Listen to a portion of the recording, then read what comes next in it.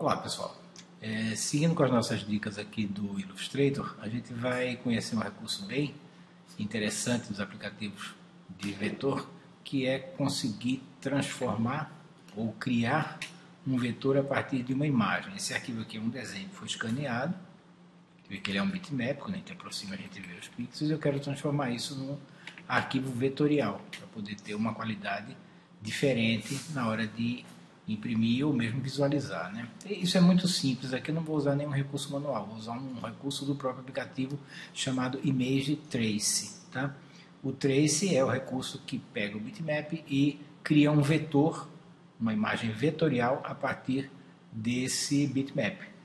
Inicialmente aqui eu vou só dar um clique no botão Image Trace, fica aqui, a imagem tem que estar selecionada, evidentemente. Aí com a imagem selecionada, eu venho aqui no Image Trace e dou um clique. Isso faz com que a imagem já tenha uma qualidade vetorial. Isso aqui eu amplio agora, eu não vejo mais pixel como eu via antes. Eu já tenho um vetor. Esse vetor ele só tem aqui uma limitação por enquanto, é que eu não posso ainda colorizar esse vetor.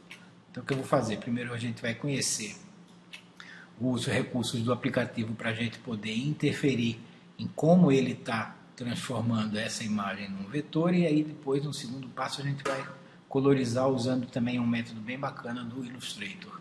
Então com o meu Image Trace selecionado, eu venho aqui nesse botãozinho para chamar o painel Image Trace. Bom, no Illustrator também todo painel você pode chamar pelo menu Window, né? Se eu vier aqui no menu Window, tem aqui o painelzinho Image Trace. É a mesma coisa, você chama pelo menu ou chama por esse botão aqui, vai dar no mesmo. Isso aqui é como a gente pode configurar esse trace em relação principalmente aos detalhes de como ele está convertendo aquela imagem em desenho, né? Você vê que esse desenho, ele originalmente ele tinha uns traços muito fininhos, e é claro que os traços finos vão ter um acabamento diferente dos traços que estavam mais grossos, mais escuros, né? Então quando você desenha uma imagem para escanear e posteriormente trazer para o Illustrator, leve em consideração esse detalhe. Assim, se você deixar traços muito claros na vetorização, isso vai poder se perder, tá? A gente vai mexer aqui e vai ver. Primeiro a gente vai utilizar aqui o modo Black and White. Eu quero fazer o desenho aqui só com preto e branco para depois colorizar. Existe também a opção de fazer em Grayscale, né, na escala de cinzas, ou coloridos, tá? Mas de fato a gente vai usar o Black and White nessa situação aqui. Em uma outra situação, com outra imagem, eu posso até usar o modo cor e a gente vê as pequenas diferenças que vão existir. Bom, como que o Illustrator cria o desenho a partir daquela imagem? Primeiro que ele leva em consideração o que ele chama de limiar, né, o threshold. O limiar é o que para ele vai virar traço e o que não vai. Isso vai ser regulado basicamente em relação ao nível de luminosidade. Então, por exemplo, quando você coloca o threshold aqui para o mais escuro, ele só vai considerar que deve traçar quando o traço for muito escuro. Lá onde vai ficando mais claro, ele não vai criando traço.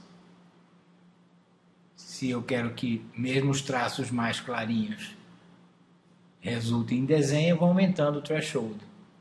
Tá? Você vê que, claro, numa situação ou noutra ele vai modificando, dependendo de como é feito o desenho. Se o threshold estiver alto também, você vai poder perder alguns detalhes, né? Então, é uma coisa que você vai ter que fazer e vai regular de acordo com o desenho que você está trabalhando. Mas tendo em mente que se você fizer um desenho com traços muito claros e muito escuros misturados, na hora de você vetorizar, você não vai conseguir um bom resultado. Então, você tem que ser um pouco mais equilibrado na força do traço ou na cor do traço que você desenhou originalmente para escanear, para você ter um resultado mais equilibrado na hora de fazer o trace. Esse olhinho daqui é uma possibilidade de preview de você ver o desenho original, né? Você clica e segura o mouse no olhinho, esse olhinho daqui, né, que estou falando, esse aqui.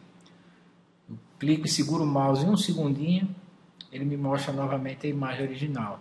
Aí você vê que nesse threshold alto que eu coloquei aqui, os detalhes aqui se perderam, né? Então eu vou baixar um pouquinho esse threshold,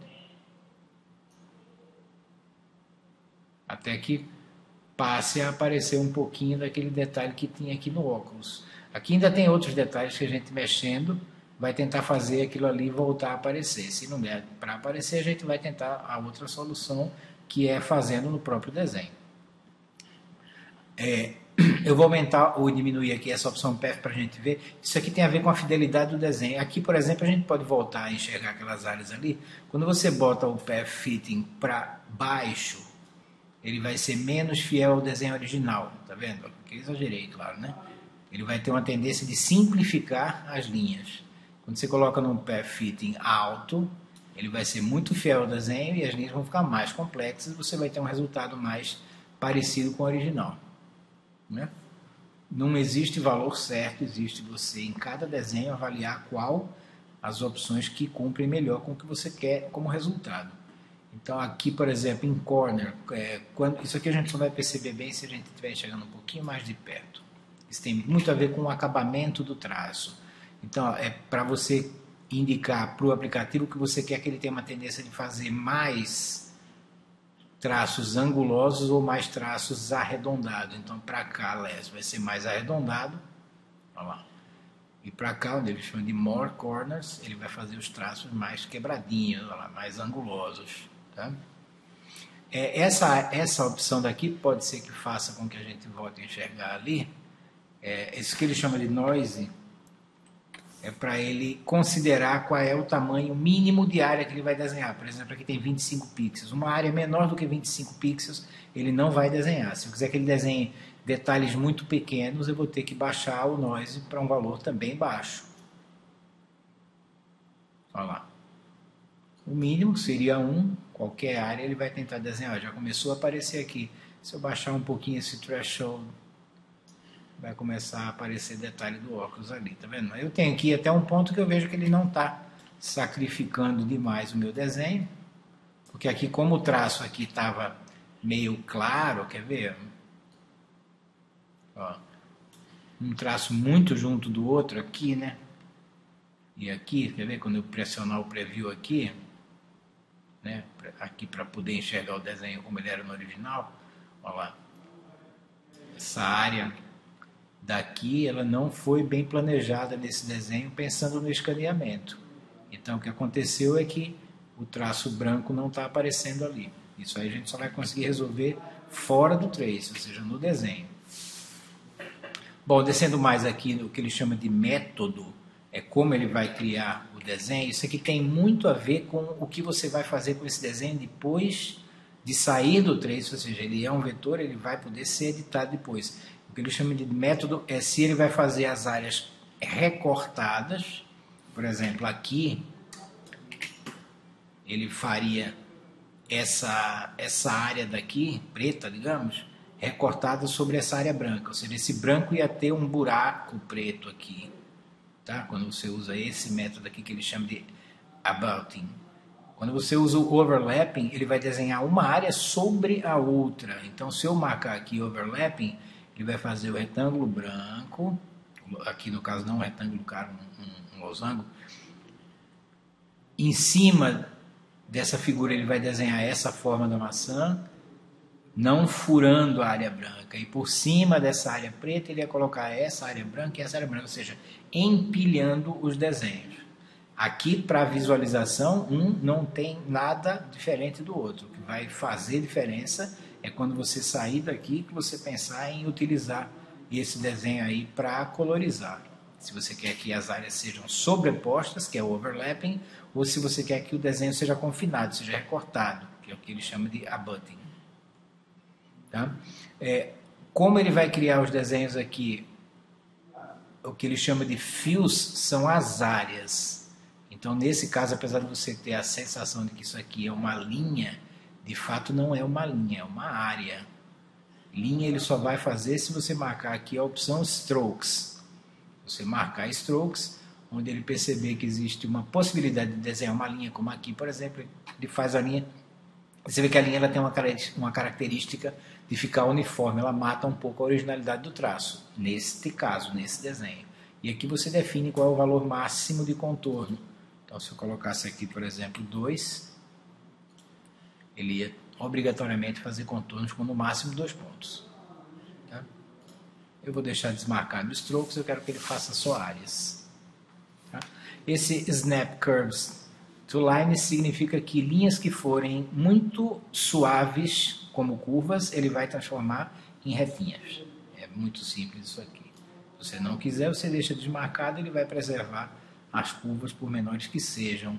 Aqui se vê que em algumas situações isso faz muita diferença. Aqui, por exemplo, na maçãzinha, vou marcar aqui o Snap Curves to Lines. Olha lá. O desenho fica meio quadradinho, né? Fica meio tosco.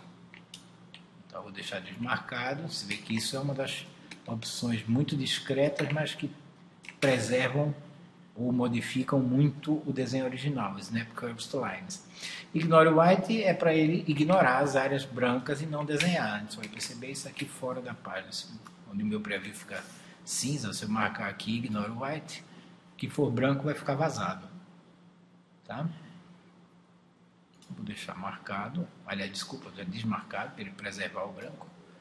Pronto, isso aqui é a configuração que eu tenho para fazer um trace no Illustrator. Seria o primeiro passo para você trazer um desenho que era uma imagem e transformar ele num vetor. Ele aqui, na verdade, ele já tem uma qualidade vetorial, eu já posso ampliar ele à vontade, diferente da imagem que vai pixelizar, né? Que eu não vou perder qualidade porque eu não tenho mais pixels, só tenho o aspecto vetorial, tá? A gente vai fazer aqui o seguinte, para poder mexer nesse vetor, para poder pintar esse vetor, eu vou ter que expandir essa forma daqui, porque isso aqui é uma forma dinâmica, eu posso voltar a qualquer momento no painel Image Trace e sair modificando as configurações. Isso aqui ele ainda é um objeto dinâmico, eu não posso ainda pintar, não posso mexer no desenho. Então o que eu vou fazer? Eu vou expandir, porque para pintar eu preciso expandir, eu preciso transformar ele num desenho comum, como se eu tivesse feito ele com uma ferramenta. Mas isso a gente vai deixar para fazer numa segunda aula, que o tempo já está muito estendido nesse tutorial. Então, até lá. Ok, pessoal?